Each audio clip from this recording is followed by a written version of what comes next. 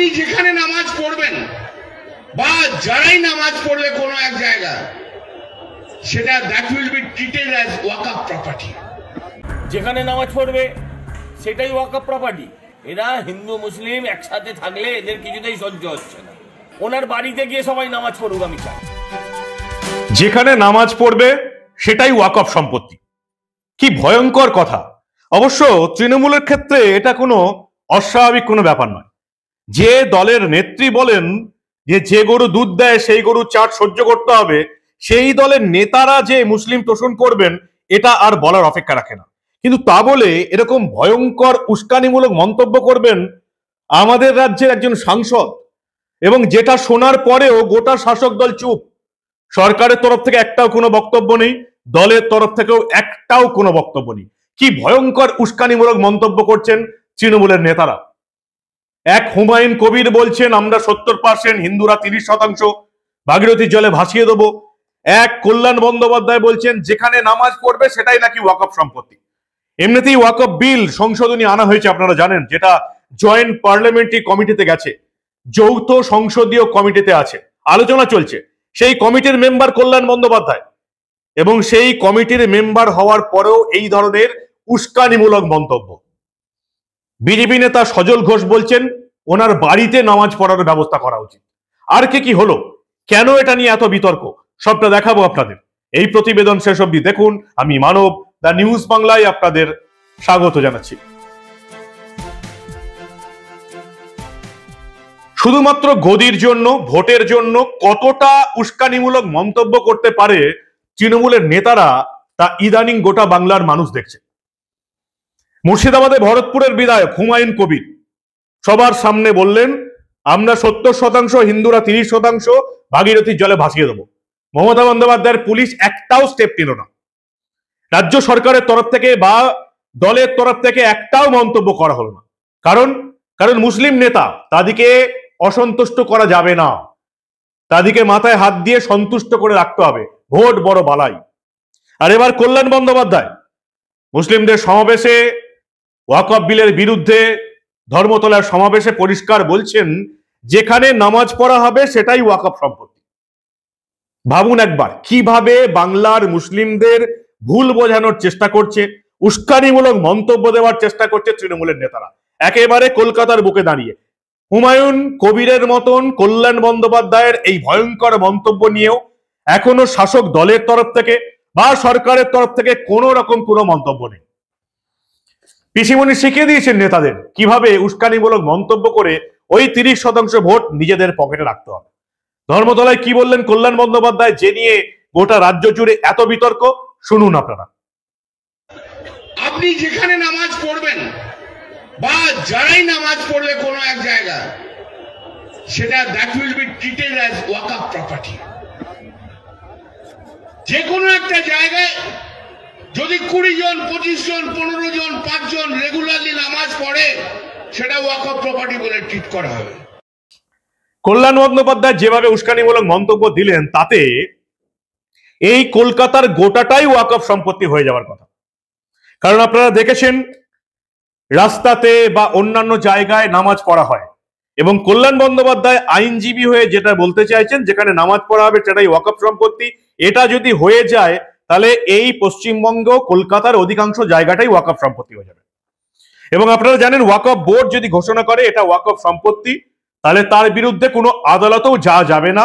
যে সংশোধনী এনেছে মোদী সরকার, যার বিরোধিতা করছে কংগ্রেস এবং তৃণমূল কংগ্রেস। বাংলায় একসময় আমরা বামেদের এরকম তোষণ নীতি দেখেছি, তৃণমূল কংগ্রেসের আমলে সেটাই একেবারে সর্বোচ্চ পর্যায়ে চলে গেছে। এটাতে কার কি লাভ হচ্ছে তৃণমূল কংগ্রেসের গদি দখল করে রাখা ছাড়া আমার জানা নেই।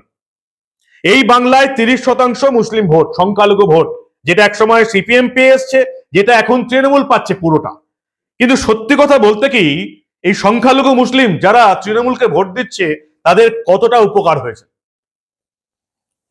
একমাত্র উপরতলায় ইমাম বা এই ধরনের কোনো মুসলিম ছাড়া বাকি এই বাংলার জনগণ মুসলিমদের এক বিন্দু উপকার হয়নি। উল্টে সরকারি শিক্ষা ব্যবস্থা শেষ করে দিয়ে তাদেরকে এতটাই অশিক্ষা এবং কুশিক্ষার অন্ধকারে ডুবিয়ে রাখা হচ্ছে, এবং কল্যাণ বন্দ্যোপাধ্যায়ের মতন আইনজীবীরা তাদেরকে যে কুশিক্ষিরা দিচ্ছেন, উস্কানিমূলক মন্তব্য দিচ্ছেন, গদি দখলের জন্য তৃণমূল কতটা নিচে নামতে পারে সেটা হিন্দুরাও দেখছে, শিক্ষিত মুসলিমদেরও এবার সেটা বোঝার সময় এসে গেছে। বিজেপি নেতা সজল ঘোষ বলছেন কল্যাণ ঘোষের বাড়িটাই ওয়াকফ সম্পত্তি হওয়া উচিত, সেখানেই নামাজ পড়ার ব্যবস্থা হওয়া উচিত। কি বললেন সজল ঘোষ, শুনুন আপনারা। আপনি যেখানে নামাজ পড়বেন বা যারাই নামাজ পড়বে কোনো এক জায়গা, সেটা that will be treated as Waqf property. যেখানে নামাজ পড়বে সেটাই ওয়াকফ প্রপার্টি। এরা হিন্দু মুসলিম একসাথে থাকলে এদের কিছুতেই সহ্য হচ্ছে না। ওনার বাড়িতে গিয়ে সবাই নামাজ পড়ুক আমি চাই। কল্যাণ বন্দ্যোপাধ্যায়কে একা নিলেন আমরা দেখলাম বিজেপি নেতা শঙ্কুদেব পান্ডা। কি বললেন শঙ্কুদেব পান্ডা, আপনারা সেটাও শুনে নিন। যে রাজনৈতিক কল্যাণ বন্দ্যোপাধ্যায়ের কাছে অপমৃত্যু হয়েছে আইনজীবী কল্যাণ বন্দ্যোপাধ্যায়। এইভাবে যদি চলতে থাকে তাহলে এই শাসক দলের সৌজন্যে পশ্চিম বাংলায় ও বাংলাদেশের মতো পরিস্থিতি হতে বেশি দেরি নেই এবং সময় লাগবে না। অবিলম্বে এই সমস্ত লুজ স্টক বন্ধ করা উচিত, আর তা না হলে যারা করছেন তাদের বিরুদ্ধে আইনানুগ ব্যবস্থা নেওয়া উচিত। ওয়াকফ বোর্ড, ওয়াকফ বিল সংশোধনী, তার জন্য যে কমিটি গঠন করা হয়েছে সেই স্ট্যান্ডিং কমিটির সদস্য হচ্ছেন কল্যাণ বন্দ্যোপাধ্যায়, লোকসভার সাংসদ। স্ট্যান্ডিং কমিটি ওয়াকফ বিল সংশোধনী নিয়ে যে কমিটি হয়েছে সেই স্ট্যান্ডিং কমিটির সদস্য এখানে দাঁড়িয়ে পশ্চিমবঙ্গের মাটিতে উস্কানিমূলক মন্তব্য করছেন। সোশ্যাল মিডিয়ায় পোস্ট দিলেন বিজেপি রাজ্য সভাপতি সুকান্ত মজুমদার। তিনি লিখছেন, this remarks war made by TMC MP Kalyan Banerjee, who is also a member of the standing committee of Waqf. According to him, any location where Muslims offer namaz would automatically be considered as Waqf property. This suggests that public speech such as roads, railway tracks, airports, parks and other areas used for namaz, no one pretext or the other could be claimed as Waqf land. Tarunjyoti Tiwari BJP নেতা কি বলছেন? তৃণমূল সাংসদ কল্যাণ বন্দ্যোপাধ্যায় মহাশয়কে ধন্যবাদ সত্যিটা সোজাভাবে বলার জন্য। তার কথা শুনে বোঝা যায় কিভাবে ওয়াকফের মাধ্যমে জমি দখল করা হয়। ভারতবর্ষের বিভিন্ন গুরুত্বপূর্ণ স্থান আজকে এরা দাবি করছে এবং দক্ষিণ কলকাতা সহ ধর্মতলা সহ পশ্চিমবঙ্গের পুরো জায়গাটি এবার ওয়াকফ বোর্ডের হাতে চলে যাবে। উস্কানিমূলক মন্তব্য দেওয়ার জন্য না দলের তরফ থেকে না রাজ্যের তরফ থেকে কিচ্ছু বলা হচ্ছে না। আর এটা যে উস্কানিমূলক মন্তব্য, এটা যদি কেউ বলে তাহলে তাদের বিরুদ্ধে পুলিশকে লেলিয়ে দেওয়া হবে, এটা একেবারে পরিষ্কার। আর কতটা তোষণ রাজ দেখবে এই বাংলার মানুষ, সেটাই এখন সবচেয়ে বড় প্রশ্ন। হিন্দুদের এটা বোঝা উচিত 30% মুসলিম ভোট রাখার জন্য এই মমতা বন্দ্যোপাধ্যায় সরকার, তার দলের নেতারা কতটা নিচে নামতে পারে। আপনারাও আসবেন, আমি তো মুসলিমদের তোষণ করি, 100 বার যাব। যে গরু দুধ দেয় তার লাথি খাওয়া উচিত, যে গরু দুধ দেয় তার লাথি খাওয়া উচিত। মুসলিমদেরও দেখা উচিত যে আদৌ তৃণমূল আমলে আম জনতা, আম মুসলিমদের সত্যি কতটা উপকার হয়েছে। কি বলবেন আপনারা? আপনাদের মূল্যবান এবং গুরুত্বপূর্ণ মতামত জানান দা নিউজ বাংলার কমেন্ট সেকশনে।